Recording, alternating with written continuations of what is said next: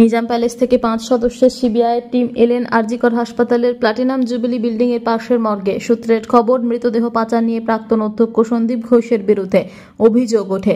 ইতিমধ্যে সিবিআই একাধিকবার সন্দীপ ঘোষকে জিজ্ঞাসাবাদ করে তার বাড়িতে গিয়ে তল্লাশি চালায়। সেই ঘটনাটি খতিয়ে দেখতে এবার আর্থিক দুর্নীতির ঘটনায় আরজিকর মেডিকেল কলেজ হাসপাতালের মর্গে এলেন সিবিআই আধিকারিকেরা।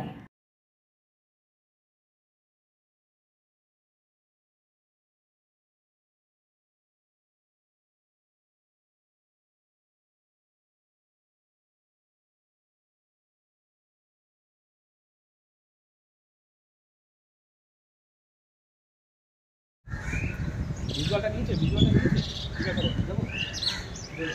এবার আর্থিক দুর্নীতির তদন্তে লাগবে আমার আস্তে আস্তে পড়ে যাবি আস্তে আস্তে পড়ে যাবি চল একদম এক মিনিট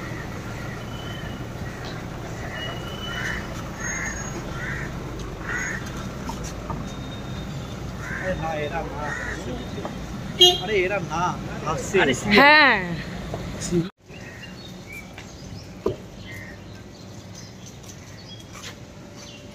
দূর থেকে যা করে সবাই দূর থেকে করে, কিছুজন কাছে চলে না না গভর্নমেন্ট অফ ইন্ডিয়া ওটা কিসের বেশ ইপিএফ এর লোগো মনে হচ্ছে তো। এই কোনতলদা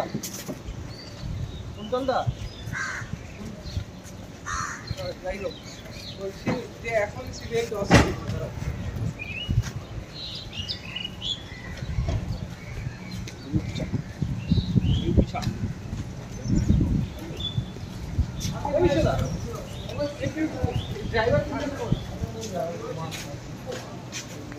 জলদি আসো।